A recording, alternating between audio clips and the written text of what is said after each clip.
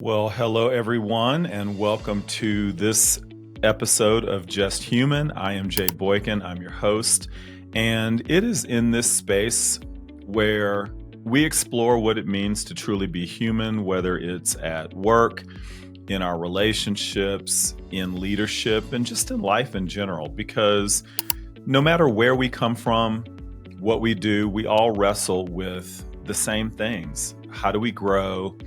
How do we connect? And how do we live with purpose without losing ourselves? And so today, I want to talk about something that we all have, but it's something that we never seem to have enough of, and that's time.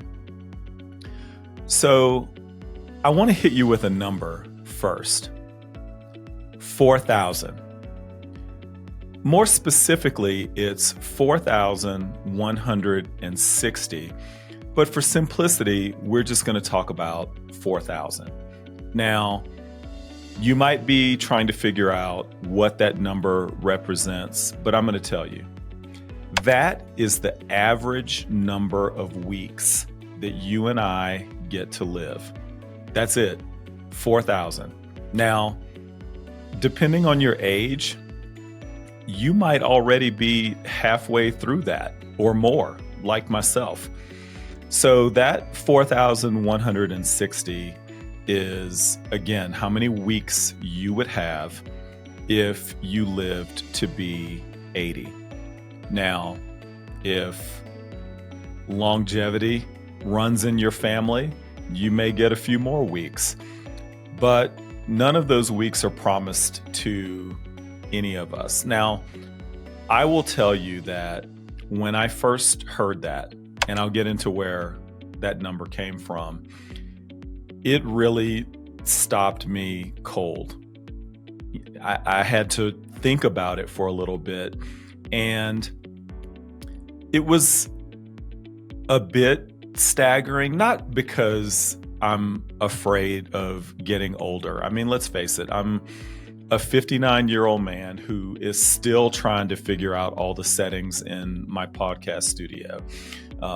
But that number really helped to reframe a number of things. It was very interesting. So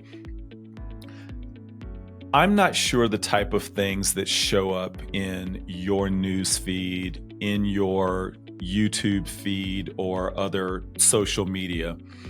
But for me, I get a lot of things, a lot of articles, books, videos that all get millions of views that are all about the topic of productivity. And what are the things that you can do to increase your productivity, make the most of every day just to dominate your time? Here's some news for you. Father Time is undefeated. He never loses. And it's a battle that none of us are ever going to win. So we think that we have all of this time, like some resource, but we don't. We have right now, and we have to choose. We get to choose what we're going to do with it. Now, this whole idea came from one of those books that I was reading, and it's written by Oliver Berkman. A very powerful book. It's called 4,000 Weeks, and it's time management for mortals. Highly recommend it. And listen, this is not your normal, regular productivity book. There's no 10 hacks to master your mornings. It's more like a bit of a slap in the face that says, hey, you're not going to get everything done, and that's okay. So before we dive into productivity and dive into some of the concepts from the book, I want to talk about all of the madness around time, and I want to zoom out for a second. And I think that really starting with, where did this whole idea of time come from? Because here's a spoiler. Time has not always ruled human beings' lives the way that it does now. If you think about early humans, for thousands of years, time wasn't tracked in hours or minutes. They just lived it. They followed the rhythm of the sun, the moon, the tides, the seasons.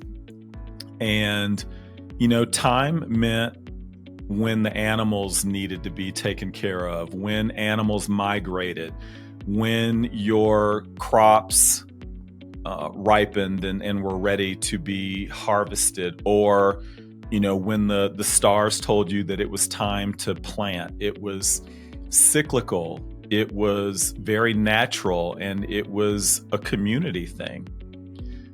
But then you fast forward to about 3000 BCE, and the ancient Egyptians, they invented the sundial, and this was one of the first devices to track the movement of time, and it used shadows. And that was a big leap at that time. But even then, we weren't measuring time in minutes or even seconds. It was morning and maybe afternoon or night. But then came mechanical clocks, and those first began to appear in about the 14th century in monasteries. Now, you might be asking, why monasteries? Well, the monks needed to pray at very specific times, and someone decided that they needed to ring the bells at these times in order to keep everyone else on schedule. And so the choice was somebody had to stay up all night and watch the stars and hope that that particular monk didn't fall asleep, or they created ways to track that time using devices. Now, here was the real game changer. When the Industrial Revolution came about and more people went from working on farms to working in factories, and these factory owners needed a way to make sure that all of the workers showed up on time.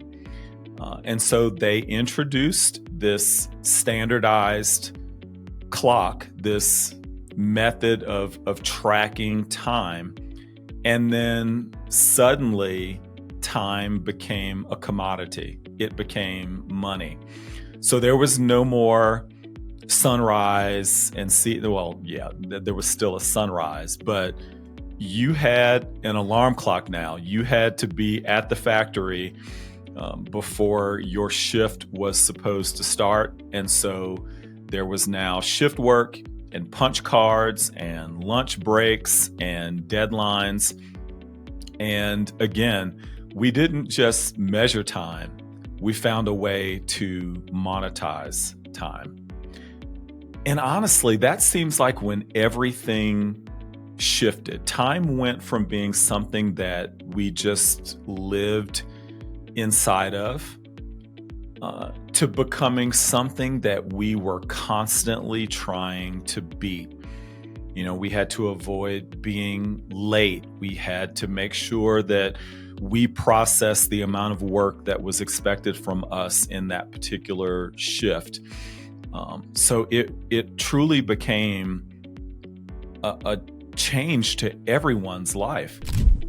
And you fast forward to today, and I bet that if you open up your calendar, just like I can open up mine, and our calendars are packed with 15, 30-minute, 1-hour increments And we've got all of these things that we're trying to cram into those increments. And we've got our phones that give us reminders. We've got our watches. If you have a smartwatch, those buzz, and it just a constant reminder of everything that we are likely behind on.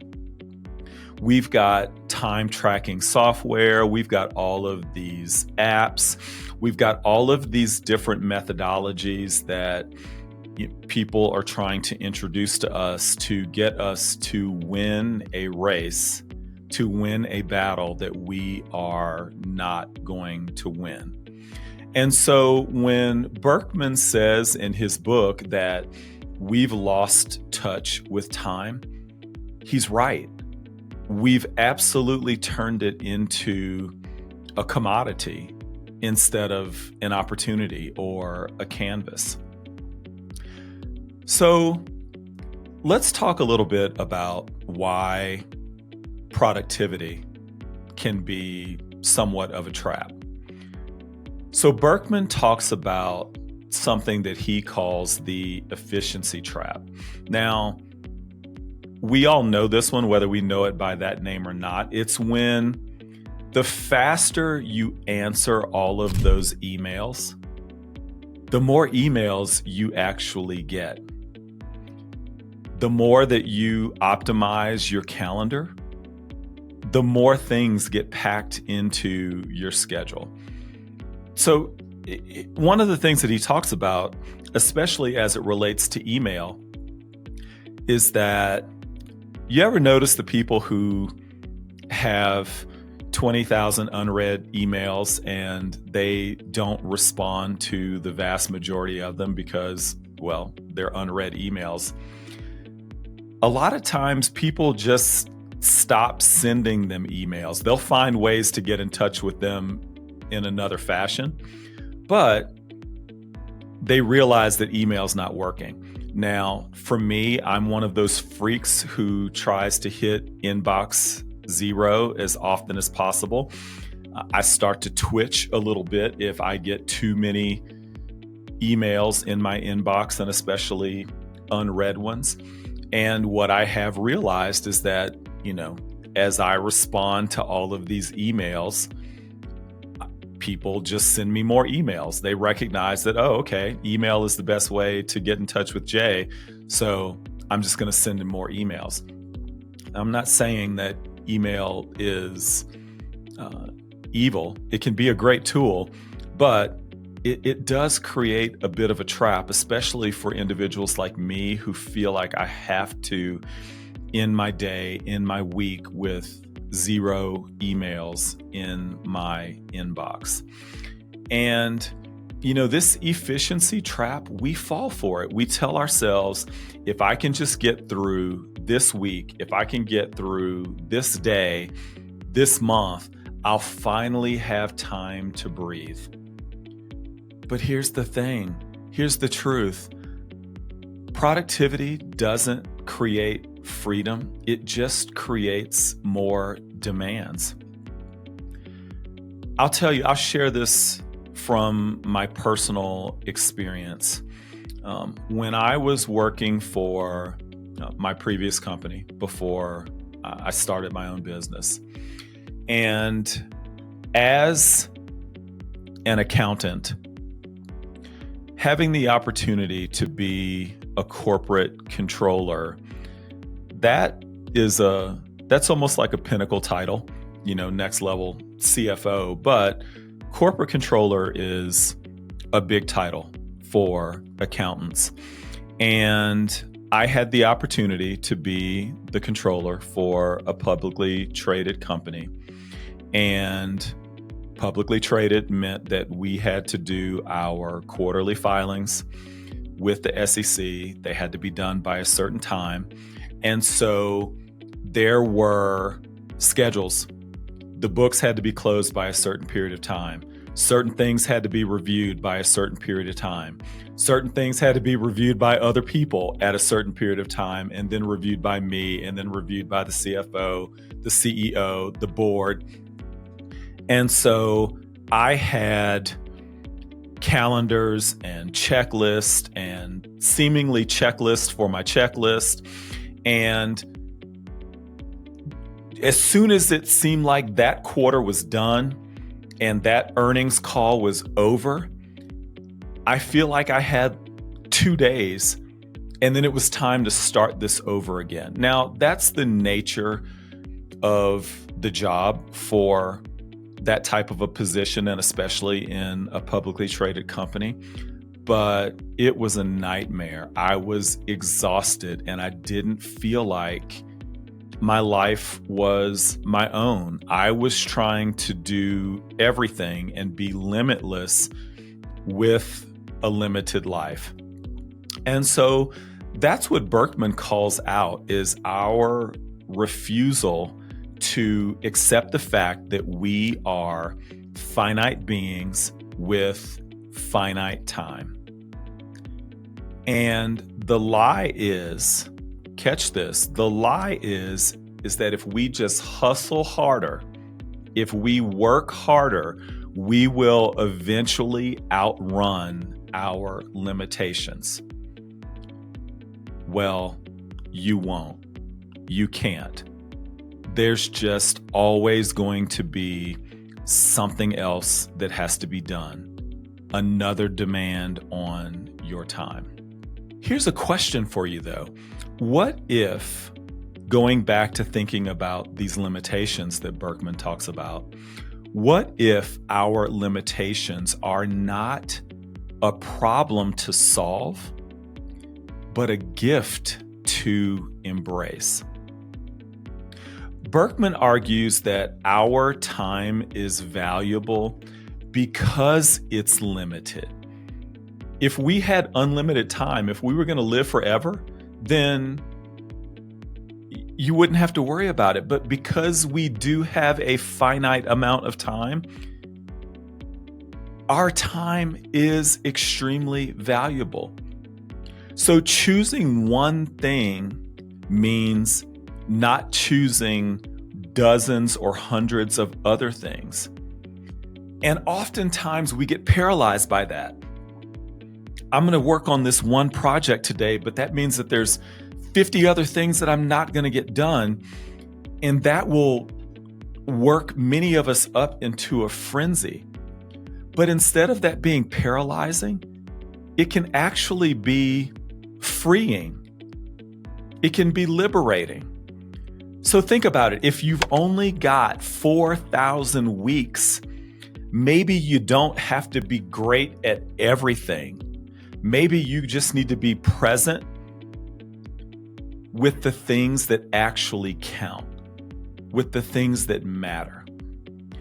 And I believe that this can hit especially hard for many of us who were raised to believe that our value only comes from what we can produce, how many hours we log, the status that we chase, and the empire that we build. But what if the real legacy is how we show up for our spouses, our partners, our kids, our community, and even ourself? That's where the real value is. Berkman makes this unexpected point.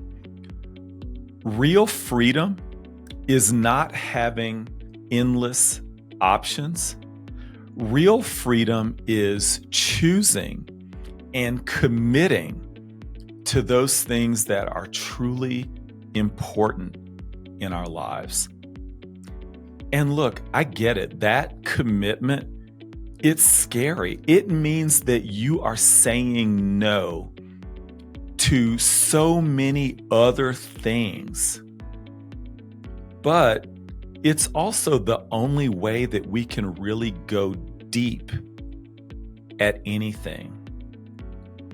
So let me bring this home. This podcast, for example, Just Human, this exists because I wanted to choose to go all in on something that aligns with my values. It's not perfectly planned. It's not perfectly scripted.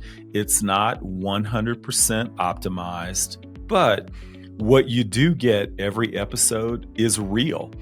You get the real Jay and real topics and real guests 100% of the time. Now, this comes at the expense of other things.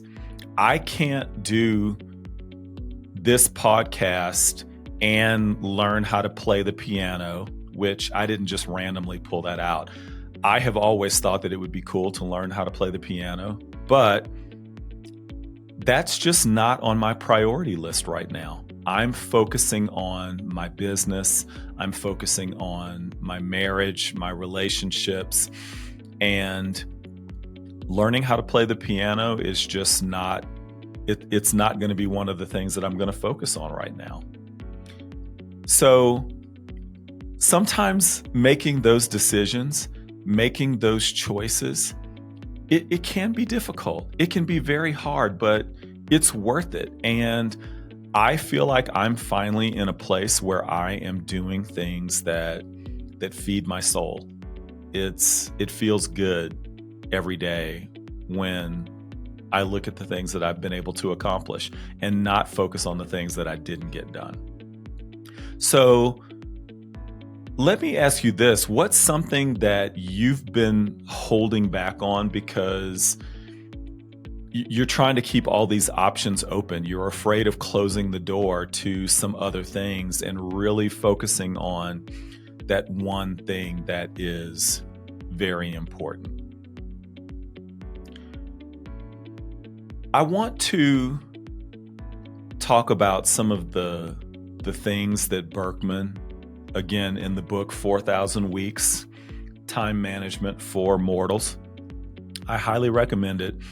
And some of the things that he suggests, and I highly recommend. I haven't perfected any of these things, but I'm trying.